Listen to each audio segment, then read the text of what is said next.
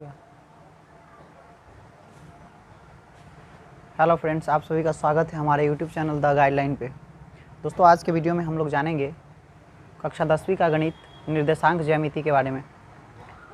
हम लोग अभी से पिछले वीडियो तक में ये समांतर श्रेणी के सभी प्रश्नों को बना लिए थे और उसके कुछ मतलब कि उसका जो ये क्या बोलते हैं उदाहरण था, उदाहरण को भी देख लिए थे। उसका पूरा चैप्टर ख़त्म हो गया था। अब हम इस वीडियो में हम लोग आज से सीखेंगे निर्देशांक ज्यामिति के बारे में। थोड़ा सा इसका परिचय जानते हैं। इस वीडियो में केवल और केवल परिचय होगा। आइए हम इसको जानते हैं विस्तार से, क्योंकि इसको जानना बहुत ज़रूरी है। क्योंकि किसी भी चैप्टर को शुरू करने से पहले ये जानना ज़रूरी होता है कि उसके बारे में क्या है, क्या उसके बारे में मतलब कि दिया गया है और उससे क्या हो सकता है।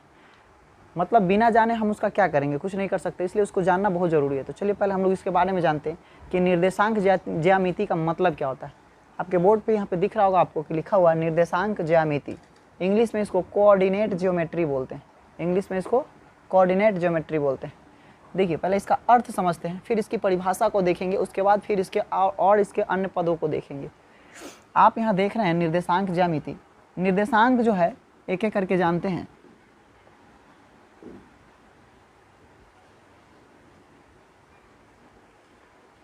निर्देशांक का अर्थ होता है, ये दो शब्दों से मिलके बना है, निर्देश और अंक से मिलके बना हुआ है। जैसा कि आप सभी जानते हैं, निर्देश का मतलब होता है बताने वाला, बताने वाला, है ना। देखिए, जब आपको कोई सलाह या मशवरा देता है तो आप कहते हैं ना कि वो व्यक्ति हमें निर्देश दे रहा है। समझ लीजिए कि ये निर्देश का मतलब ही होता है वो बताने वाला। और ये अंक को तो आप लोग समझते हैं, गणित की संख्या जो होती है, गणित का जो नंबर होता है उसी को हम लोग अंक बोलते हैं। आइए देखते हैं, ये दोनों को मिला करके हमारा बना है निर्देशांक। अब हम जानते हैं निर्देशांक कहाँ होगा। तो जान लीजिए कि निर्देशांक को जानने के लिए इसके पहले इसकी ज़रूरत कहाँ पड़ती है। तो निर्देशांक को हम जब पढ़ते हैं तो उसके लिए हमें एक कार्तीय तल की आवश्यकता होती है। किसकी आवश्यकता होती है? कार्तीय तल की, जिसको इंग्लिश में हम लोग प्लेन बोलते हैं। क्या बोलते हैं? प्लेन, या फिर उसको कोप्लेनर भी कहा जाता है, कई नाम से जाना जाता है। आइए देखते हैं ये कोप्लेनर कैसा होता है। इसी आकृति को हम लोग कोप्लेन कहते हैं या कोप्लेनर कहते हैं। ठीक है, इस आकृति को हम लोग कोप्लेनर कहते हैं। हिंदी में इसको कार्तीय तल कहते हैं। नाम यहाँ पे आपको लिख देते हैं, कार्तीय तल। ये आपका कार्तीय तल है। इंग्लिश में इसको कोप्लेनर बोला जाता है। इसके पहले हम आपको एक बात बता दें, ये निर्देशांक ज्यामिति जो है, आप सभी समझ गए। इसमें ज्यामिति का अर्थ आपको हम बताना भुला गए थे। ज्यामिति का मतलब आप सभी जानते हैं, ज्यामिति जो होता है वह किसी भुजा से घिरे हुए क्षेत्र को ज्यामिति हम लोग कह देते हैं। जब कोई दो भुजा या दो से अधिक भुजा आपस में एक साथ मिल जाती है तो वह घिर जाती है और घिरने के बाद कुछ आकृति बना देती है। इसी आकृति को हम लोग ज्यामिति कहते हैं। आइए देखते हैं आगे। इस कार्तीय तल को हम लोग पढ़ेंगे कैसे। इसको पढ़ना सीखना बहुत ज़रूरी है। कैसे पढ़ते हैं? देखिए, ये दो रेखाओं से मिलकर बना होता है। कितने रेखाओं से मिलकर बना होता है? दो रेखाओं से। इसमें दो रेखा होता है। एक होता है भूमिगत रेखा, यानी कि भूमि के समानांतर होता है। इस रेखा को हम लोग एक्स एक्सिस कहते हैं। क्या कहते हैं? X axis, x axis. और एक भूमि पर लंबवत होता है। देखिए, जमीन पर ये बिल्कुल खड़ा है, ये इसलिए लंबवत कहलाएगा। और लंबवत कहलाता है उस रेखा का नाम है वाई एक्सिस, वाई एक्सिस। एक बार फिर से इस बात को समझिए। हम कहें इसको हम लोग बोलते हैं कार्तीय तल। कार्तीय तल जो होता है ये दो रेखाओं से मिलकर बना होता है। उन रेखाओं को हम लोग, एक रेखा को एक्स एक्सिस कहते हैं और दूसरी रेखा को वाई एक्सिस कहते हैं। अब जानेंगे किसको एक्स एक्सिस, किसको वाई एक्सिस कहेंगे। तो जो भूमि के समानांतर, आप समझ सकते हैं, जो भूमि के समानांतर, समानांतर का मतलब होता है कि जिस दो रेखाओं के बीच की दूरी समान होती है उसे समानांतर कहते हैं। तो इसलिए भूमि के समानांतर रेखा को हम लोग एक्स एक्सिस, इसमें एक्स एक्सिस पढ़ेंगे। और भूमि पर ऊर्ध्वाधर यानी कि एकदम ठीक बीचों बीच यानी लंबवत जो 90 डिग्री पर खड़ा होगा उसको बोलेंगे वाई एक्सिस। अब देखिए, अब इसमें कुछ और पदे होते हैं। इस एक्स एक्सिस को भुज भी कहा जाता है और इस वाई एक्सिस को कोटि कहा जाता है। ये बात को जानेंगे, लेकिन इसके पहले कुछ टर्म और हम आपको बता दें। ये देखिए, आप लोग देख पा रहे होंगे कि इधर से गई एक्स एक्सिस, इधर से आया वाई एक्सिस। ये दोनों जाकर के एक बिंदु पे जाके ये कट रहा है, यानी एक दूसरे को काट रहा है। ये जिस रेखा पर काटेगा उस रेखा का नाम होता है, इस रेखा का नाम हम आपको यहाँ लिख के दे रहे हैं, आप समझ जाइएगा। हम इसी का नाम यहाँ पे लिख रहे हैं। इस रेखा, ये बिंदु का नाम होता है, हिंदी में इसको मूल बिंदु कहते हैं। क्या कहते हैं? मूल बिंदु। और इसको इंग्लिश में ओरिजिन कहा जाता है। ओरिजिन, हिंदी में इसको मूल बिंदु कहते हैं, इंग्लिश में इसको ओरिजिन कहते हैं। देखिए ये ओरिजिन और यह मूल बिंदु कहलाएगा। अब यहीं से हम लोग इसको मापना शुरू करते हैं। ये जो अंक आप देख रहे हैं, इस अंक को निर्धारित करने का काम यहीं से शुरू किया जाता है। अब थोड़ा सा और यहाँ पे जान लेंगे कि क्या क्या होता है इसमें। इस मूल बिंदु पर जहाँ पे एक्स एक्सिस और वाई एक्सिस एक दूसरे को काटती है, 90 डिग्री का एंगल बना देती है, उसको हम लोग मूल बिंदु कह दिए। और इस मूल बिंदु पर जो अंकों का निर्देशांक होता है वह होता है 0 0 0 0। ये बहुत ही इंपॉर्टेंट है, आप याद रखेंगे, पूछा जाता है कि मूल बिंदु का निर्देशांक क्या होता है, तो बोलेंगे 0 0। या कहा जाए कि ओरिजिन का जो है ये निर्देशांक क्या होता है, यानी कोऑर्डिनेट क्या होता है, तो कहेंगे ओरिजिन का कोऑर्डिनेट 0 0 होता है। याद रखिएगा, ओरिजिन का कोऑर्डिनेट 0 0, यानी कि मूल बिंदु जो है वह 0, मूल बिंदु का निर्देशांक 0 0 होता है। आप ये समझ गए। अब देखिए यहाँ से हम लोग दूरी मापना शुरू करते हैं। यहाँ से इस साइड को बोलते हैं दाहिना साइड, इधर बोलते हैं बायां साइड। यहाँ आपको हम लिख देते हैं बायां, इधर दायां। अच्छे से समझेंगे। मूल बिंदु से दाएं तरफ, एक बार फिर से, दाएं बोल दिए। मूल बिंदु से बाएं तरफ मापी गई सभी दूरियां ऋणात्मक होती है, लेकिन किस रेखा पर, तो वह एक्स एक्सिस पर। एक बार फिर से, मूल बिंदु के बाएं तरफ मापी गई सभी दूरियां ऋणात्मक होती है, और वह किस रेखा पे, तो वह एक्स एक्सिस पर होती है। एक बात समझ गया। दूसरी चीज़ को आप देखते हैं, यही मूल बिंदु से दाईं तरफ मापी गई सभी दूरियां एक्स एक्सिस पर धनात्मक होती है, यानी हम आपको सिंबल के साथ बता देते हैं। इधर अगर हम दूरी मापेंगे, इस तरफ डायरेक्शन करके दे देते हैं, तो इधर की दूरी ऋणात्मक हो जाएगी, ऋणात्मक है ना। इसको निगेटिव भी कह सकते हैं, निगेटिव, ठीक है। उसी प्रकार से अगर हम इस तरफ चलेंगे तो इधर की जो दूरी होती है, यानी एक्स एक्सिस पर मापा गया, दाएं तरफ मापा गया दूरी सभी जो है वह धनात्मक हो जाती है, धनात्मक होती है ना। इसको इंग्लिश में लिखते हैं पॉजिटिव, इंग्लिश में इसे पॉजिटिव कहते हैं। उम्मीद करते हैं कि आप एक्स एक्सिस को अच्छे से समझ गए होंगे। अब देखते हैं ये खाड़ा वाले लाइन को। ये हमारा है ओरिजिन के ठीक ऊपर मापा गया दूरी, ओरिजिन के ठीक ऊपर मापा गया दूरी वाई अक्ष पर जो भी दूरी मापा जाएगा वो सभी के सभी धनात्मक होते हैं, धनात्मक। ओरिजिन के नीचे मापा गया सभी दूरी जो होता है वह ऋणात्मक होता है, ऋणात्मक, ठीक है। एक बार फिर से हम आपको समझा दें। ओरिजिन के ठीक ऊपर वाई एक्सिस पर मापा गया सभी दूरी धनात्मक होता है, ओरिजिन के ठीक नीचे मापा गया सभी दूरी वाई अक्ष पर ऋणात्मक होती है। आप ये फिगर देख करके आप समझ सकते हैं। अगर इसके बावजूद भी किन्हीं को दिक्कत हो, अगर नहीं समझ में आया, तो आप हमें कमेंट करके बताएंगे ज़रूर, हम आपको फिर इसके लिए दूसरा कोई रास्ता ढूंढ के बताएंगे। उम्मीद करते हैं कि इस हर लोगों को समझ में आ गया होगा। जिनको कहा जाए ना कि खेत में से उठा के लाइए, उन लोगों को बैठा के समझाइए, तो भी वो लोग भी समझ जाएंगे, इतना सुन करके याद कर सकते हैं। चलिए आगे देखते हैं। अब इसमें आप समझ गए धनात्मक ऋणात्मक। अब इसमें आपको चिन्ह डालना पड़ेगा। चिन्ह मतलब कि देखिए ये जो बॉक्स बना, आप देख सकते हैं कि 1 2 3 4 गो बॉक्स इसमें बन गया। हाँ, एक बात और ध्यान रखेंगे, यहाँ पे इस बॉक्स को काउंट कैसे करते हैं। तो देखिए ये घड़ी के उल्टी दिशा में चलती है। ये बॉक्स को जब हम लोग गिनते हैं ना, तो उल्टी दिशा में चलती है। फर्स्ट, सेकेंड, थर्ड, ये हो गया फोर्थ, यानी ये पहला घर, ये दूसरा घर, ये तीसरा घर, ये चौथा घर। आप सभी जानते हैं घड़ी किधर से, यानी कि आपका ये जो डायरेक्शन हो गया, ये देखिए यहाँ पे, मान लीजिए ये घड़ी आपका, तो घड़ी हम मान लेते हैं कि हमारा इधर जो है ये बाएं साइड होता है, बायां, और इधर हमारा दायां है। तो बताइए घड़ी बाएं से दाएं में चलती है कि दाएं से बाएं में जाती है। तो आप साफ साफ देखते हैं घड़ी को, आप देखते हो कि इस डायरेक्शन में चलती है, यानी पता चल रहा है कि बायां से दायां की ओर आता है। एक बार फिर से, घड़ी जो है वह बाएं से दाएं की ओर चलती है, घड़ी बाएं से दाएं की ओर चलती है। तो इसलिए हम कहते हैं कि यह क्लॉक वाइज हो गया, है ना, यानी घड़ी की दिशा में। अगर कोई दूरी इस तरफ तय किया जाएगा तो उसको कहा जाता है कि क्लॉक वाइज है। अगर यही उल्टा हो जाए, यानी कि इधर से चलने लगे, दायां से बाएं की तरफ जाने लगे, तो देखिए हम 1 नंबर 2 नंबर कर देते हैं। 1 नंबर में क्लॉक वाइज और 2 नंबर वाला एंटी क्लॉक वाइज हो गया, यानी कि घड़ी के विपरीत दिशा में। तो इसी प्रकार से हमारा जो ये प्लेन है, इस प्लेन में जो हम लोग तल को बांटते हैं, वो तल घड़ी के उल्टी दिशा में बांटी जाती है। पहिलका को यहाँ पे 1 रखते हैं, यहाँ पे दूसरा घर, इसको तीसरा, इसको चौथा बोला जाता है। उम्मीद करते हैं ये भी आप समझ गए होंगे। अब आगे की बात बताते हैं। अब देखिए यहाँ पे क्या होगा, इसको हम लोग बोलेंगे, हिंदी में बोल के पहले आपको बताते हैं, इस क्वाड्रेंट को, यानी कि इस घर को बोलते हैं प्रथम पाद। क्या बोलते हैं? प्रथम पाद। इसको बोलते हैं द्वितीय पाद, इसको बोलते हैं तृतीय पाद, इस घर को कहा जाता है चतुर्थ पाद। इस प्रकार से इसका नामकरण होता है। आप अगर इंग्लिश में जानना चाहे, आपको सहूलियत हो इंग्लिश में बोलने में, तो आप इंग्लिश भी जान सकते हैं। इसको कहा जाता है फर्स्ट क्वाड्रेंट,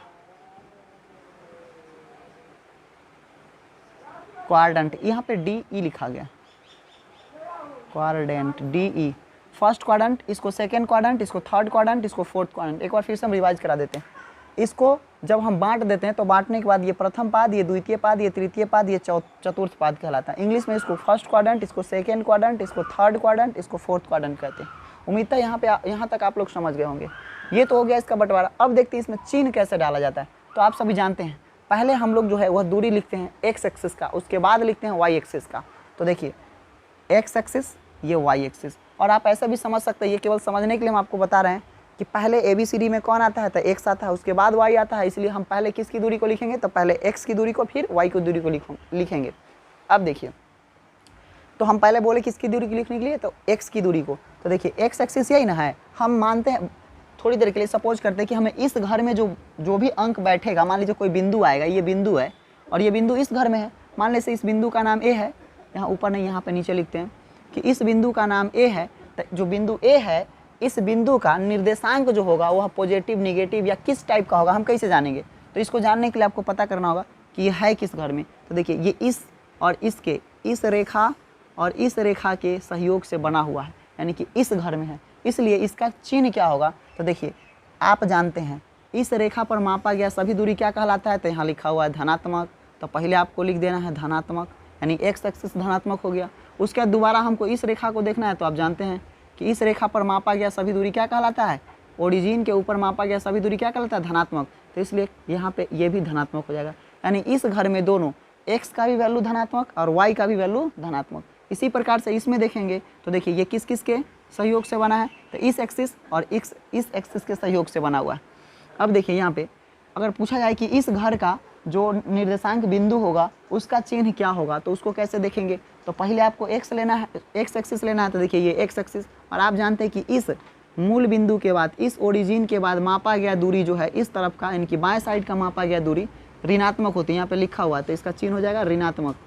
फिर अब हम लेंगे ऊपर वाले को, ऊपर वाला क्या है, धनात्मक। तो इस प्रकार से हमारा इसमें का माइनस और प्लस हो गया, यहाँ का प्लस प्लस। ठीक इसी प्रकार से आगे भी चलता रहता है, हम तेज़ी में लिख देते हैं। देखिए माइनस माइनस, ये ऐसा इसलिए क्योंकि देखिए इसको मापने के लिए पहले एक्स एक्सिस फिर वाई एक्सिस।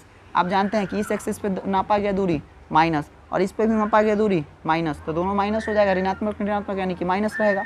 इस बॉक्स में आएंगे तो देखिए फिर यहाँ पे एक्स बॉक्स में फिर वाई बॉक्स में, तो पहले इस एक्सिस पर, तो इस एक्सिस पर मापा गया दूरी यहाँ पे धनात्मक लिखा हुआ है इसलिए यहाँ पे धनात्मक, यहाँ वाला पे ये नीचे की ओर आया हुआ इसलिए ये ऋणात्मक, तो यानी कि यहाँ पे हो जाएगा ऋणात्मक। तो इस प्रकार से हो गया कि प्रथम पाद का जो चिन्ह होगा वह प्लस प्लस, द्वितीय पाद का चिन्ह माइनस प्लस, तृतीय पाद का चिन्ह माइनस माइनस और चतुर्थ पद का चिन्ह जो होगा वह प्लस माइनस होगा। उम्मीद करते हैं कि आपको ये अच्छे से समझ में आ गया होगा। ये बहुत ही ज़रूरी चीज़ है, क्योंकि अगर आप इसको अच्छे से नहीं समझेंगे तो फिर ये टॉपिक जो है आगे आपको बार बार दिक्कत करेगा। और इससे बहुत सारे ऑब्जेक्टिव, अब हम आपको जितना बताए हैं इसमें से कई सारा ऑब्जेक्टिव बन सकता है। आप अपने बुक को देखेंगे तो आप पाएंगे उसमें कि इससे रिलेटेड कई सारा ऑब्जेक्टिव उसमें डाला गया है। जो बच्चों, जिन लोगों ने इनको अच्छे से पढ़ लिया होगा, अच्छे से सुन लिया होगा, समझ लिया होगा, उन्हें एक भी प्रश्न उनसे छूटेंगे नहीं, आसानी से वो बना सकते हैं। इसलिए ज़रूरी है कि इसको आप एक बार नहीं दो बार, आपको एक बार में नहीं समझ में आता, वीडियो रोक के दोबारा से चलाइए और फिर इसको समझिए। ठीक है, उम्मीद करते हैं आपको ये समझ आया होगा। फिर हम आपको इसको मिटाते हैं, आप इसको तब तक नोट कर लीजिए, फिर इसको मिटाते हैं, आगे का टॉपिक बताते हैं। चलिए अब आगे की टॉपिक को समझते हैं। इसको अभी हम लोग मूल बिंदु कहे थे। ये हमारा जो था ये एक्स एक्सिस, ये वाई एक्सिस, इसको एक्स डैश कर लीजिए, इधर वाई डैश कर लीजिए। ये हमारा कार्तीय तल था, कार्तीय तल। अब देखिए, अब इसको जो है मान लीजिए कि कोई बिंदु यहाँ पे है, यहाँ पे, ठीक, और एक बिंदु यहाँ पे। मान लीजिए कि इसमें दो बिंदु दे दिया, ए और यहाँ पे एक बी। अगर पूछ दे कि बिंदु ए और बिंदु बी के बीच की दूरी क्या होगी, तो आप क्या करेंगे, कैसे निकालेंगे।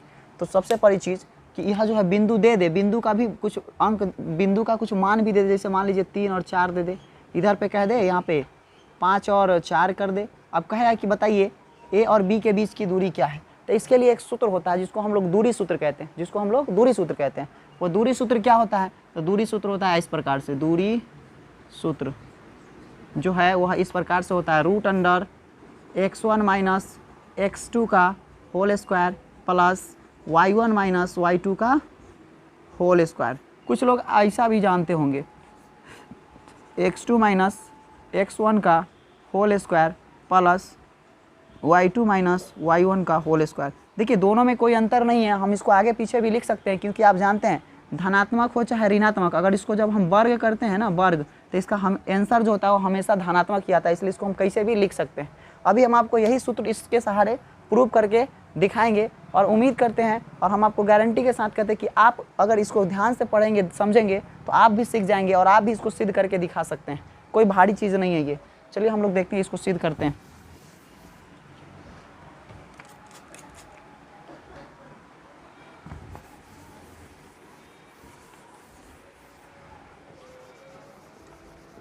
देखिए हम इसी तल को लेते हैं, क्या कहते हैं, इसी तल को।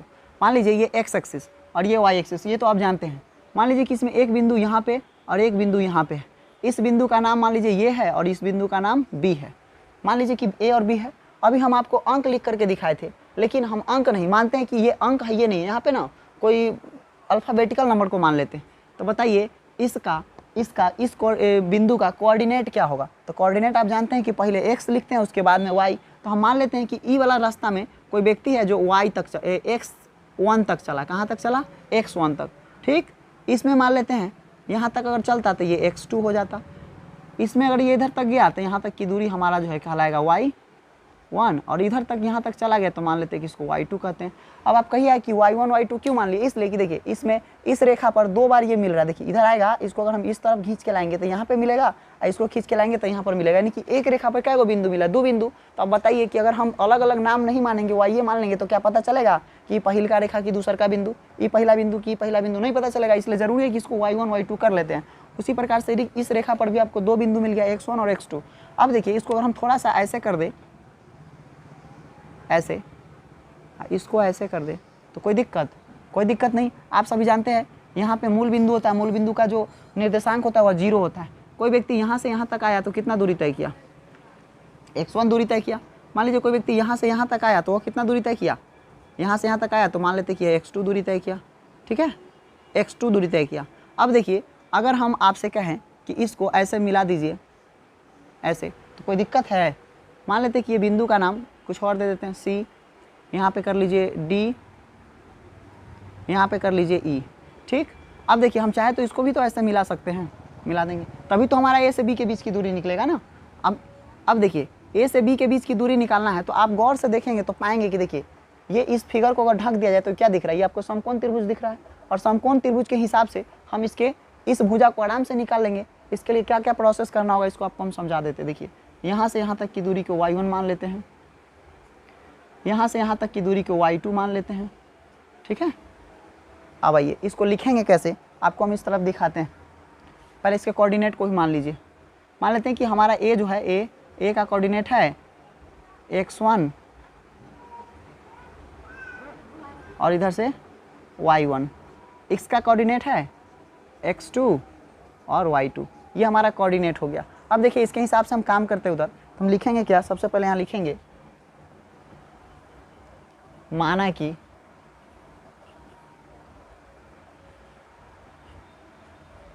बिंदु A तथा B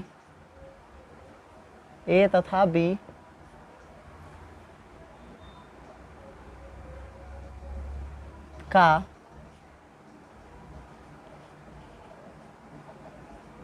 निर्देशांक क्रमशः x1 y1 तथा x2 y2 है। तब देखिए, तब आप पाएंगे इस फिगर को देखिए, तब आप पाएंगे कि इस चित्र को देख करके कि इसमें जो दूरी D से E का होगा वही दूरी A से C का होगा। कैसे हो जाएगा हम आपको अभी समझाते हैं। देखिए यहाँ एक पूरा को लिख ही देते हैं, बेहतर रहेगा। मान लीजिए कि हमारा O है हम ऐसा लिख सकते हैं O से D बराबर x1, O से E बराबर x2, यहाँ पे ऐसा लिख सकते हैं। यहाँ देखिए O, यहाँ पे E बिंदु जो है, E बिंदु को ना लेकर के यहीं पे कोई बिंदु दे देते हैं। देखिए यहाँ पे एक और मान लेते हैं F, इसको G कर देते हैं। इधर अगर देखेंगे तो O से F तक की दूरी क्या कहलाएगा, O से F तक की दूरी जो है आपका क्या कहलाएगा, तो y1 कहलाएगा। उसके बाद O से G तक की दूरी क्या कहलाएगा, तो ये y2 कहलाएगा। ठीक है, इस प्रकार से लिख लिए। अब देखिए इस गौर से अगर इस चीज़ को, इस फिगर को देखेंगे तो आप पाएंगे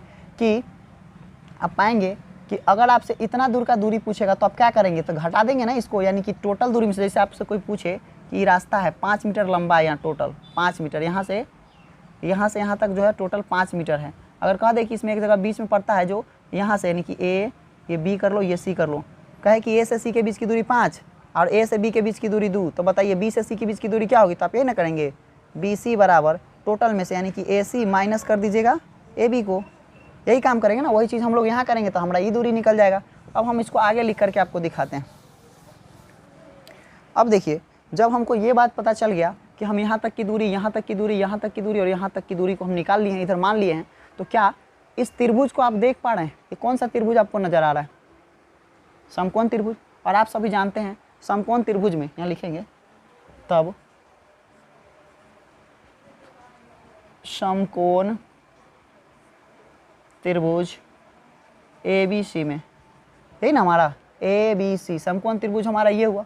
समकोण त्रिभुज ABC में आप पाएंगे कि लंब बराबर, इसमें लंब बराबर आपका कौन काम करेगा, तो यही काम करेगा, BC काम करेगा। तो आप यहाँ लिख सकते हैं ना लंब बराबर BC। यहाँ पे आधार आप लिख लीजिए, आधार, तो आधार कौन आपका काम करेगा, AC। और कर्ण कौन हो जाएगा, तो आपका कर्ण जो है वह हो जाएगा AB हो गया कर्ण आपका। देखिए ये लंब, ये आधार, ये कर्ण। आप सभी जानते हैं कि समकोण त्रिभुज में फॉर्मूला होता है कर्ण स्क्वायर बराबर लंब स्क्वायर प्लस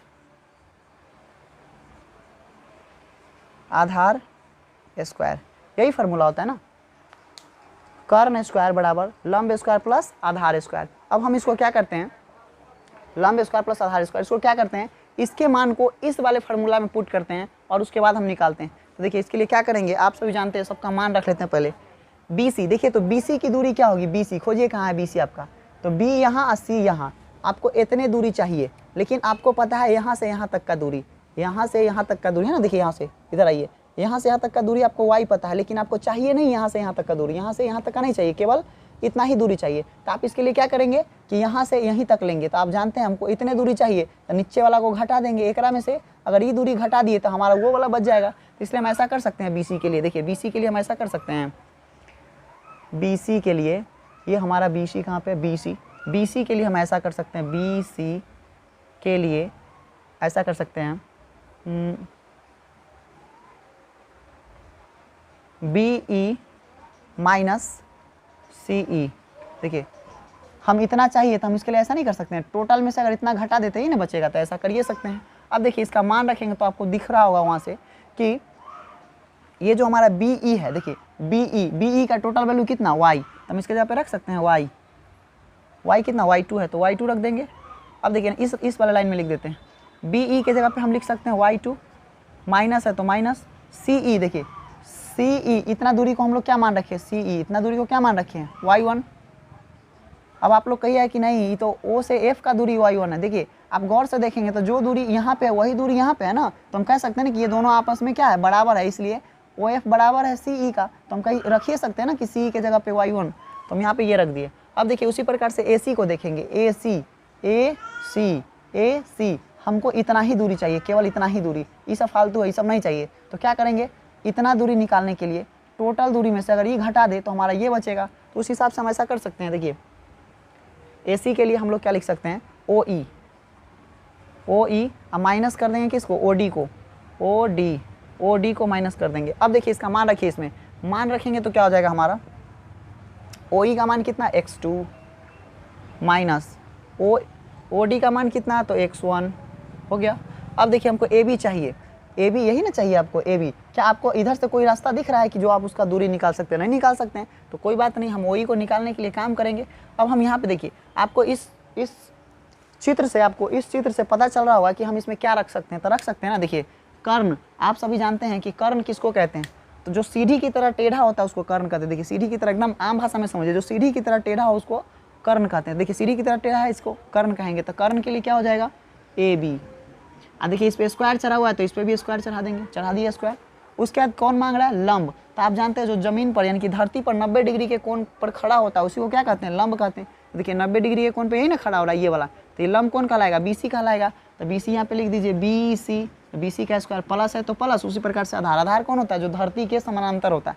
तो धरती के समानांतर भुजाइए, तो ये भी आधार और ये भी आधार। तो हमको इस आधार से भी कोई मतलब नहीं है, इस आधार से मतलब, इसलिए इसको लिखेंगे। तो यहाँ हो जाएगा ए सी का स्क्वायर। अब क्या करते हैं ना, हम इसका मान रख देते हैं। मान रखेंगे तो क्या होगा, देखिए बी सी आप यहाँ निकाल चुके हैं। बी सी के लिए, बी सी का वैल्यू कितना है, y2 माइनस y1 का होल स्क्वायर प्लस, ये प्लस था तो प्लस रख दिया। अब ए सी का वैल्यू रखना। देखिए ए सी का वैल्यू कितना, यहाँ पे देखिए x2 माइनस x1 का होल स्क्वायर। होल स्क्वायर इसलिए क्योंकि यहाँ पे स्क्वायर चढ़ा हुआ है। तो अब देखिए यहाँ पे आपका ए बी स्क्वायर बराबर क्या आ गया, y2 माइनस y1 का whole square plus x2 minus x1 का होल स्क्वायर। क्या हम इसी बात को थोड़ा सा आगे पीछे कर दे, कोई फर्क पड़ेगा? मान लीजिए कहीं लिखा हुआ ऐसा 4 + 3, तो क्या हम इसको ऐसा नहीं लिख सकते हैं, 3 + 4 जोड़ेंगे तो दोनों का आंसर बात तो साथ ही आएगा। इसलिए हम आगे पीछे कर सकते हैं ताकि देखने में अच्छा लगे, तो हम इसको आगे पीछे कर देते हैं। आगे पीछे करेंगे तो क्या हो जाएगा, x2 माइनस x1 का whole square plus y2 minus y1 का होल स्क्वायर। ठीक है,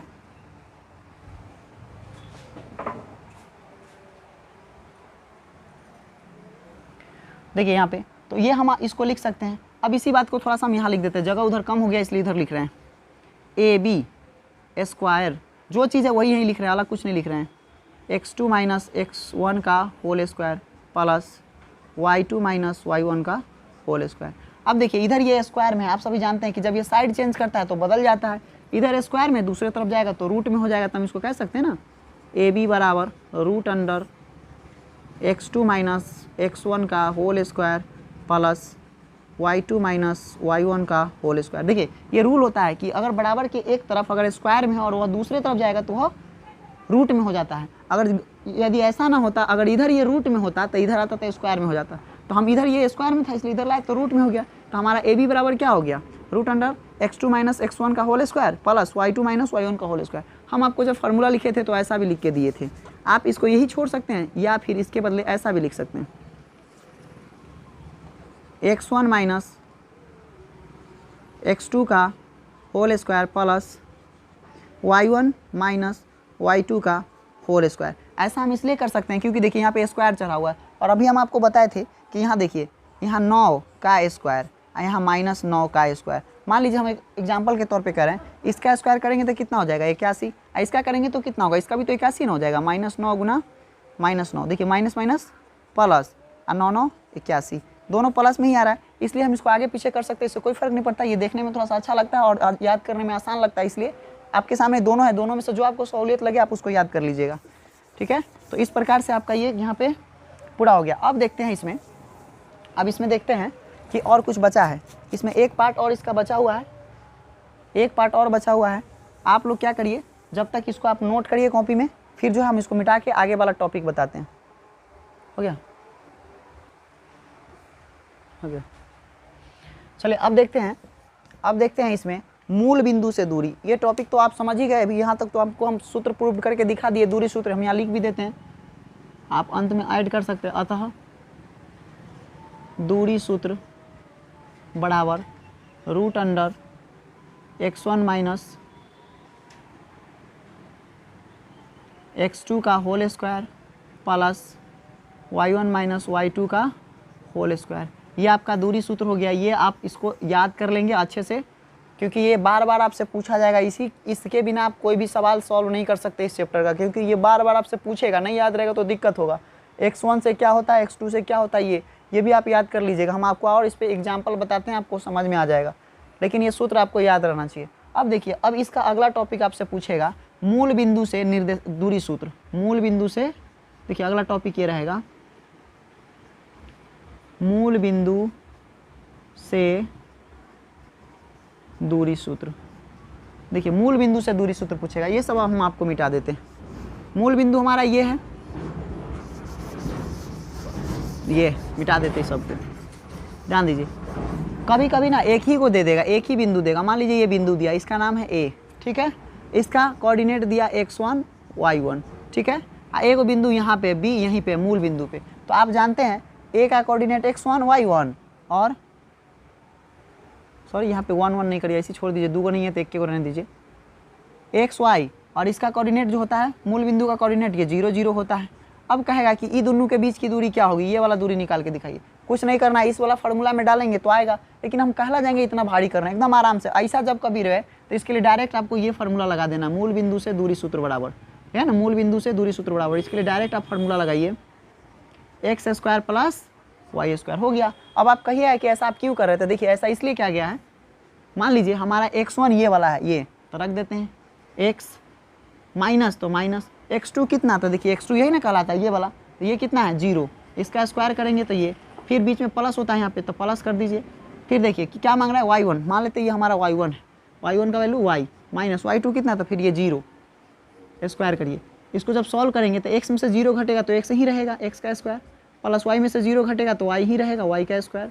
अब इसको स्क्वायर करिएगा तो क्या हो जाएगा, X square plus Y square. इसीलिए आप मूल बिंदु से जब भी कभी दूरी सूत्र पूछे तो डायरेक्ट ये वाला लगा दीजिए, X square plus Y square. उम्मीद करते हैं कि आपको ये समझ आ गया होगा। अब हम इस पर एक आध एग्जाम्पल देखते हैं और उसके बाद फिर अपने बुक का जो है एक्सरसाइज को शुरू करेंगे। चलिए इसको तब तक आप नोट करिए। चलिए अब देखते हैं इस पर, अभी जो हम लोग फार्मूला बनाए, इस फार्मूला पे किस टाइप का क्वेश्चन पूछ सकता है। आपको बोर्ड पे एक क्वेश्चन दिख रहा होगा, क्या लिखा है, बिंदु ए जिसका निर्देशांक 3,4 है तथा बिंदु बी जिसका निर्देशांक 7,9 है, तो ए बी के बीच की दूरी ज्ञात करें। मतलब इस बिंदु यानी जो बिंदु ए है और बिंदु बी है, इसके बीच की दूरी क्या होगी। तो देखिए इसको बनाएंगे कैसे, तो लिखेंगे हल। मान लीजिए कि यहाँ पे आपका बिंदु ए है, यहाँ पे बिंदु बी है, यहाँ ए हो गया।